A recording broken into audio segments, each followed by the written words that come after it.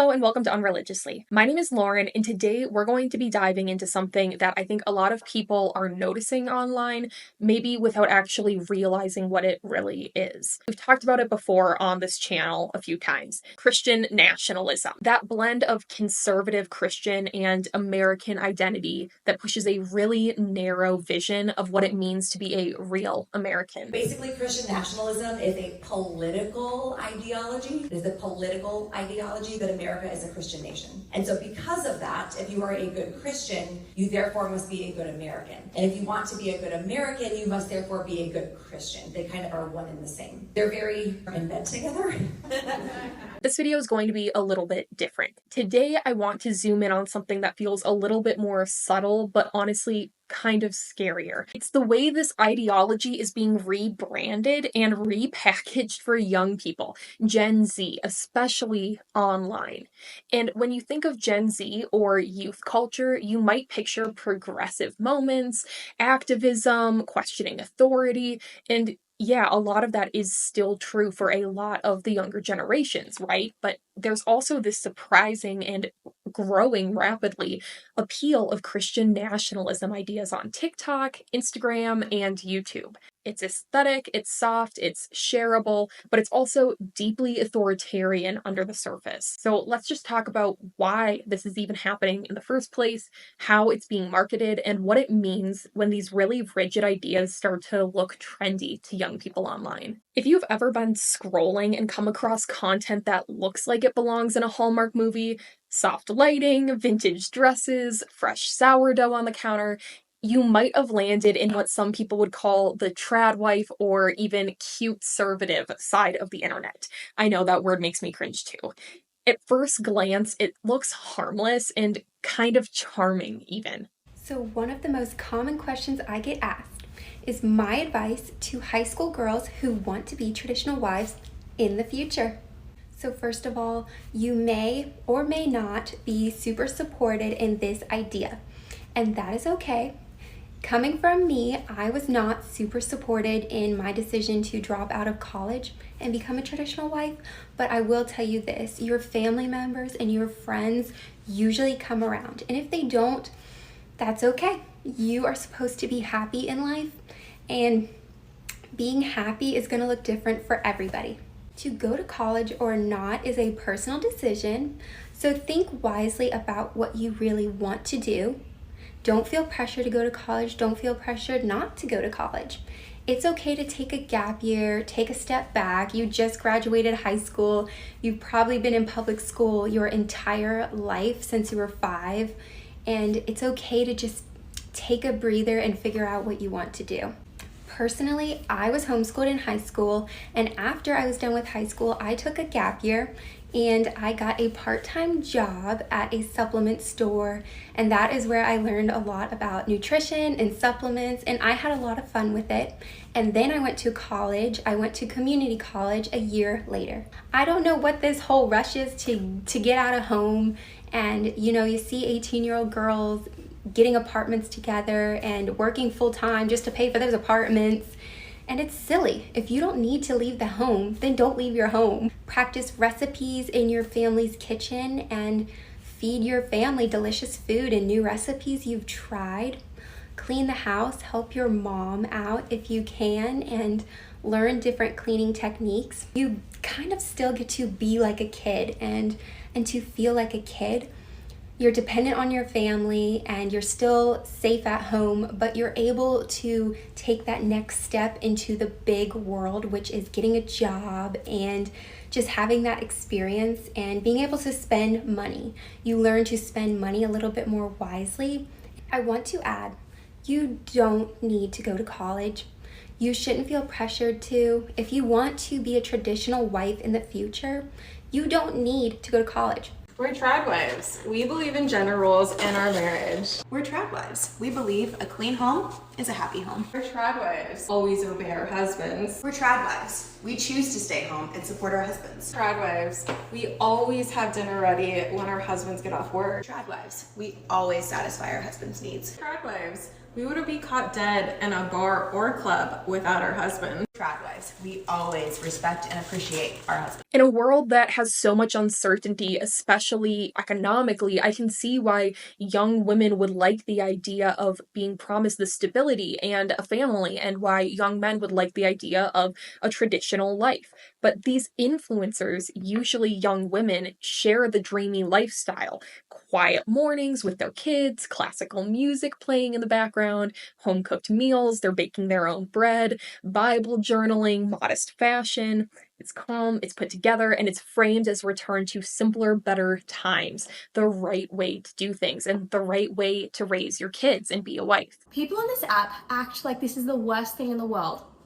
Stay-at-home mum. My husband's at work providing for our family. I have some sourdough fermenting on the bench, a baby, an apron, a cute dress. I'm tiddling around the house, cleaning things, making myself food. I can go to the beach if I want. I can go to a cafe if I want. I can take my kids to the park if I want. I can go lay out in the sun. I have this cuteness right here that I get to look at all day, that I get to hang out with, okay? I have another kid that's napping right now, so I get some peace and quiet. I don't understand why this lifestyle is so controversial. In my opinion, I've been the boss girl. Yes, I do run a business, but I do that on the side. But I'm talking about, I've been out, like, have had a 9-to-5. I've, had the corporate job. I have made a lot of money outside of the home with no kids, lived the boss babe lifestyle, and I hated it. It was so exhausting. I was constantly overwhelmed. My gut health was in the trash.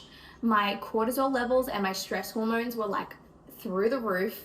Now I just get to bake bread and hang out with babies all day. Isn't it the best thing in the world? It's the best thing in the world. But here's the thing. This aesthetic isn't just about cottagecore homemaking. It often comes with a very specific belief system attached to it. One that only sees women as naturally submissive, men as the spiritual and household leaders, and the family unit is something that should follow strict biblical gender roles. Naive sort of feminism that insists that women prove their ability to do all the things that men do. This is a distortion and a travesty. Men have never sought to prove that they can do all the things women do. Why subject women to purely masculine criteria? Women can and ought to be judged by the criteria of femininity, for it is in their femininity that they participate in the human race, and femininity has its limitations. So has masculinity. But that's the quiet part. They're not telling you all of that up front. The whole setup is a core pillar of Christian nationalist ideology. It's not just a vibe, it's a whole worldview that people are following. And because it's being delivered in such a beautiful, curated package, it flies completely under the radar. The harshness of the ideology gets softened by good lighting and their outfits and the music, and suddenly it's really hard to critique them without sounding like you're attacking someone's lifestyle or the way that they've just chosen to have a family. Even if that lifestyle is rooted in the belief that women shouldn't lead, speak out, or exist outside of marriage and motherhood, outside of the home. We live in a day and age where traditional homemaking has been forgotten about and even looked down on, where women are fighting to be in the same positions as men, indoctrinated to focus more on their careers and less on the home. When God created men and women more than just biologically different, our roles are meant to complement each other, not to compete. Our husbands are to be the breadwinners as we are to be the bread makers. Somewhere along the line, feminine has been replaced with feminism with the sole purpose of keeping women out of the home, which forces those to rely on the government to teach and raise our children. Marriage is falling apart because the God who created it is being left out of it. And an overall disconnect in the home because the one created to nurture it has been empowered to. What makes this so powerful is that a lot of these creators are smart. They know what they're doing, and they know how to use language like choice, freedom, and empowerment, even when they're talking about beliefs that strip those things away from most women. And for women of color, disabled women, or low-income women, this version of life often feels completely inaccessible because it is completely inaccessible in today's world. But you wouldn't know that just watching the reels. It's content that's built to disarm you, make deeply political, exclusionary beliefs look personal, sweet, and even feminist. You'll hear them saying things like, if you just make the sacrifices that we make, anyone can do this. That's not true. Most families cannot survive on a one-income household. But now let's talk about why this content resonates for so many people, especially the younger audiences that are watching this. We're living in a time that feels frankly chaotic, like I said earlier. There's climate change, there's the cost of living, there's polarization, everything's online, but everyone feels lonely. There's so much information and so many choices, but there's not a lot of clear answers. And in that environment, something that promises stability, clarity, and purpose, a beautiful family life, and a happily ever after, that's magnetic. Movements like Christian nationalism or adjacent traditionalist spaces, they offer that. They give you a community, a strong sense of identity, and a set of moral rules that don't ever change. If the world feels like it's falling apart, this kind of worldview tells you exactly what's right and wrong, good and evil, man and woman. There's no gray area, and that can feel really comforting when you're overwhelmed by too much gray. I get it, I've been there. These ideologies also offer belonging. There's online groups, there's churches, there's influencers. They speak directly to people who feel adrift or unseen in some ways. They'll say things like, you belong here, you have a purpose, we have the truth. And that's really powerful to people, especially when they're seeking and it's wrapped in something that looks safe and wholesome. But let's not forget about the algorithm. It plays a huge role here. Social media platforms are designed to show you more of what you engage with, and not necessarily in a thoughtful way. If someone clicks on a video about modest fashion or homemaking, suddenly their feed might start suggesting more traditional content, and then more explicitly conservative posts. And before you know it, you're deep into Christian nationalist territory, and it's all looked pretty normal the whole way. This isn't an accident. These movements know exactly how to use the algorithm to their advantage. There are groups like Turning Point USA, for example, and they're experts at this type of thing. They use memes, sound bites, and relatable influencers all to push a very specific narrative. They reframe complicated issues as us versus them, and they frame themselves as the protectors of truth, values, tradition, and family. What's wild to me is that they've figured out how to make Christian nationalism look cool. It's edgy, it's countercultural, it's rebellious, but not against authority, but against the woke left, the mainstream media, and secularism. And for a generation that's craving something to believe in and a clear path forward, that framing works. You might think of social media as a neutral space or a mirror reflecting your interests, but in reality, these platforms are highly engineered environments. They meticulously are designed to do one thing, and that's to keep you scrolling and keep you engaged. And in that pursuit of your engagement, they often will unwittingly become conduits for radicalization. You've definitely heard of this or you've seen it before. Think about it. How does TikTok know exactly what obscure niche content to show you on your For You page? How does YouTube seem to predict your next obsession? It's all algorithms, and these complex computer programs analyze every single click, share, like, comment, and even the milliseconds that you linger on a post. They build a hyper-specific profile of you, constantly refining what they believe will capture and hold your attention. And here's where it gets really interesting to me and frankly a bit unsettling as someone that works in social media. And I'm not talking about my own time on YouTube, but actually doing this as a social media manager. Academics and tech researchers have extensively documented how these recommendation systems can inadvertently, or some argue purposely, funnel users down ideological rabbit holes. What could start as seemingly harmless interests or searching, it can suddenly pivot into something far more extreme when you're pushed even more intense content. Consider the filter bubble or the echo chamber effect. The filter bubble describes how personalization algorithms selectively guess what information you want to see based on your past behavior. It effectively isolates you in your own cultural or ideological bubble. If you engage with a video about modest fashion, the algorithm learns that you like that aesthetic. It then might suggest more videos on traditional homemaking, biblical womanhood, and before you know it, you're deep within the trad wife corner of the internet, often without ever explicitly searching for deeply conservative or religious content. This isn't just theory. Studies have demonstrated that this pipeline is active and real. Research on platforms like TikTok, for instance, have shown how countless accounts initially interested in general self-improvement or even just masculinity content can within days be served a huge amount of misogynistic or extreme material.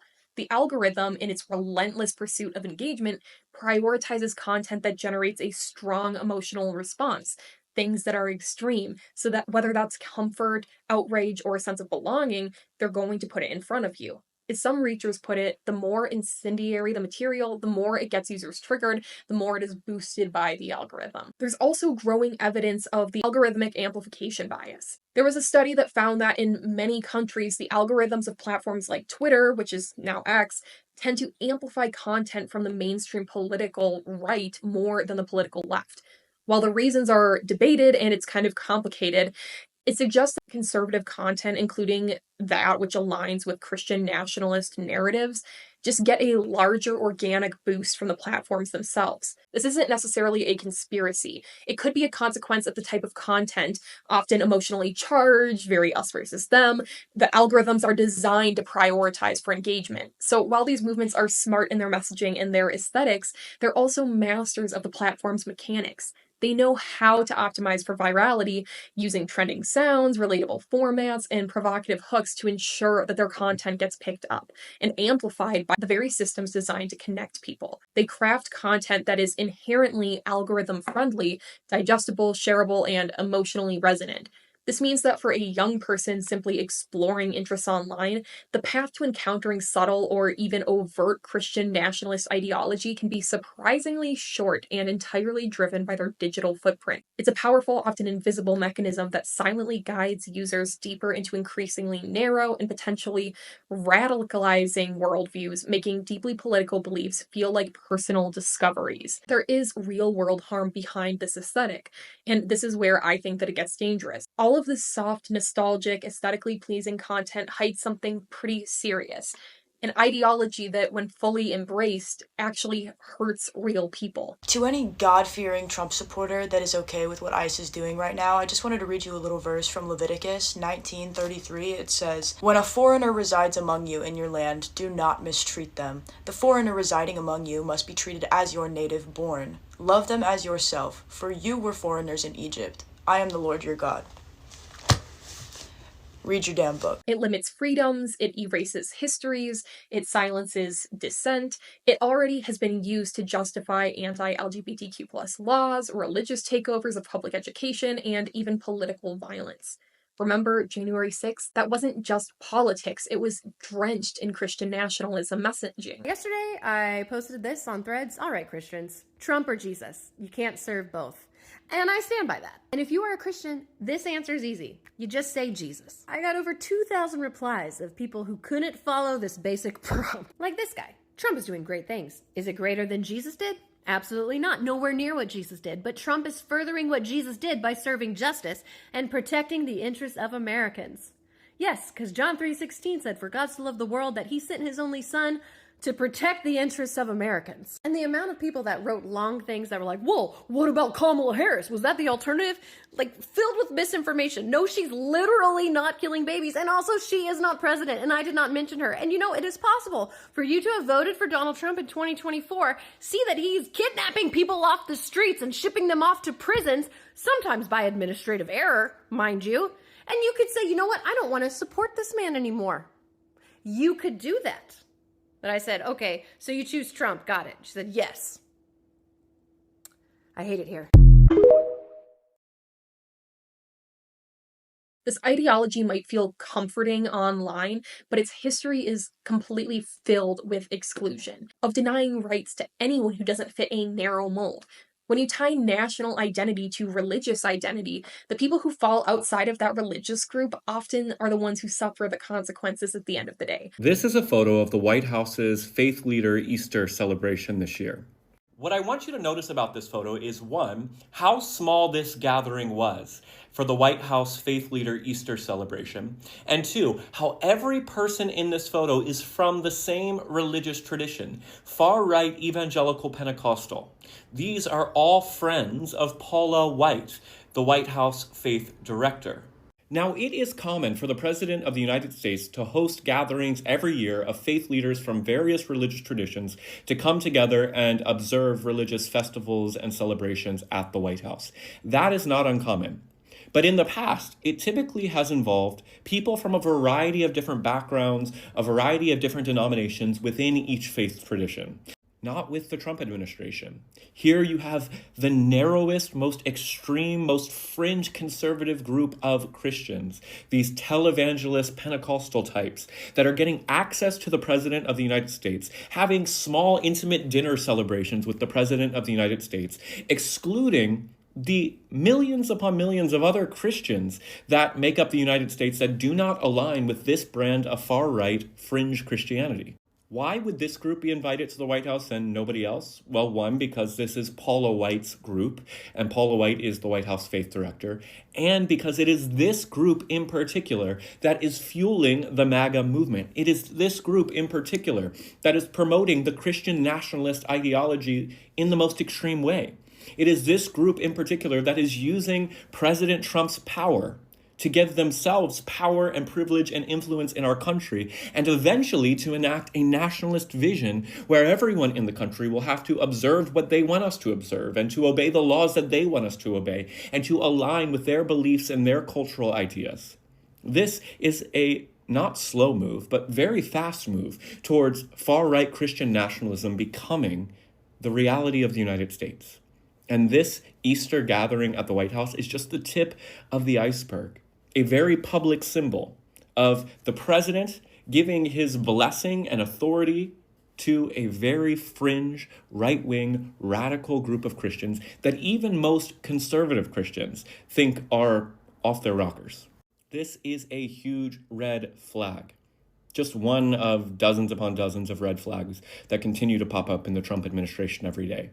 But all Christians of goodwill, and indeed all people of goodwill, should not allow things like this to pass unnoticed. We should raise our voices and say, we do not want to see the President of the United States favoring a particular group of religious leaders, a particular sect of Christianity. The president is supposed to be the president of the United States, all people, all our beliefs, all of our backgrounds. The White House is the people's house, not the far-right televangelist house. We've got to make noise every time we see this president transgressing the Constitution that he took an oath to defend. And that's why it's so important to recognize what's happening beneath the surface.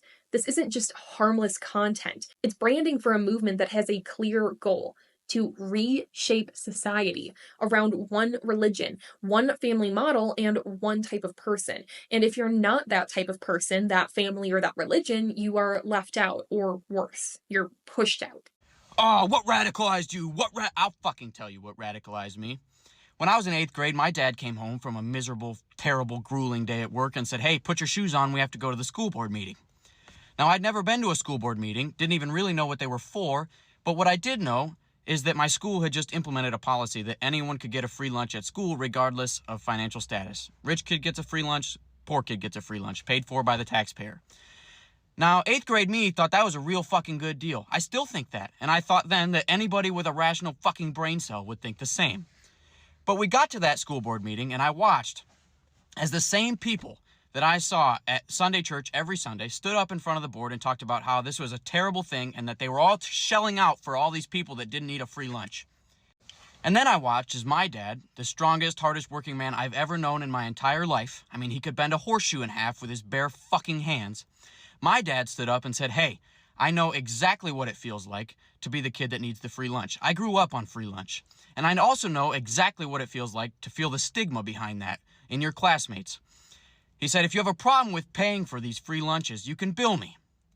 And then he looked at the school board and said, thank you for your time, and we left. Now, 8th grade me thought, well, maybe it's just a problem in my slack-jawed yokel of a hometown. But the more I've grown up, the more I've seen that this is not just a problem in 2,000 people towns. It's a problem nationwide, and that the same people that are having these problems are the same people that are at church every fucking Sunday. That's what radicalized. All right, so a little context. We've looked at how this ideology is packaged and why it resonates with younger generations. But what's the antidote to something that's so subtle, so aesthetically pleasing, and so deeply embedded in our feeds? It comes down to cultivating critical thinking and discernment. Think of it like this. These creators are selling you a beautifully staged house. It looks perfect from the outside, but you have to learn to look for the cracks in the foundation or the fine print in the contract. Or maybe you should go in and make sure it's not just a blow-up house or the frame of a house. Here are a few things that you can keep in mind when you're scrolling. The first thing is to follow the money or power. Who's actually funding the creators or the movements? Who is supporting them? What organizations are they connected to? Is there an agenda beyond the wholesome content? Sometimes a quick search of them can reveal all of this information, and a lot of times you're going to find it pretty fast. Then there's the language of exclusion, which is just dressed up. Pay close attention to how the traditional values are actually defined and how they play out. Who is included in their version of a good society? And more importantly, who is not? Who's actually left out of it? Is their ideal world only for a very specific type of person, like a straight, cis, white, Christian, able-bodied, affluent person? Then it's not universally good. When terms like freedom or empowerment are used, ask freedom for whom? Empowerment to do what? Often it's freedom from difference and empowerment to conform. Then there's always going to be an appeal to emotion over your logic. This content thrives on nostalgia, comfort, and a sense of belonging. It taps into very real human needs. But when something feels too perfect, too simple, or offers a rigid answer to what you know are complex problems, it's worth pausing. Are they asking you to feel a certain way rather than to think critically about these issues? Because that's a red flag. Then finally, is it a vision or is it a rule book? Are they offering you an example of what you could do, or are they telling you that this is the ideal life in the way that it's supposed to be? So what do we do with all of this? First of all, we have to stay curious. We have to ask what's being presented and what's being hidden. If something looks comforting or empowering, ask who it's empowering and at what cost. We have to look beyond the aesthetic and ask the real questions about where these ideas come from, who benefits from them, and what kind of future they're even building. Second, we talk about it, what we're doing right now, you guys in the comments. If you've noticed this content online, let's have the conversation. Share your experience in the comments. Let's make space for people who are just starting to notice this shift and might not know what to call it. It's not your fault for getting sucked down the pipeline. And finally, if you found this helpful or thought-provoking, please like my video, click share and copy link. You don't have to send it anywhere, I promise, but it helps way more than you think that it does. And make sure that you're subscribed to my channel if you're not already for more content like this. I also wanted to put another note in here thanking you guys for your support regarding my recent job loss. The reality though is that I'm in an okay situation. My fiance is super, super supportive of me and this channel, and I'm sending out resumes like it's my full-time job. So in the meantime, if you guys want to support me, your comments have really, really been helping. Right now, I'm taking everybody's advice and I'm just going to focus on myself and this channel and the beginning of the summer. Next, let me know if you guys prefer these deep dives over the more documentary style interview based content that I produce. I created a playlist specifically called Real People so that you can find them. Let me know what you'd like to hear more of. I really believe in the interview style ones, but I like making these too, and it seems like you guys like these more, so just let me know. Either way, if you've made it this far, thank you so much for being here and sticking with me. I always say see you guys next week, but I've been posting like every other day, so most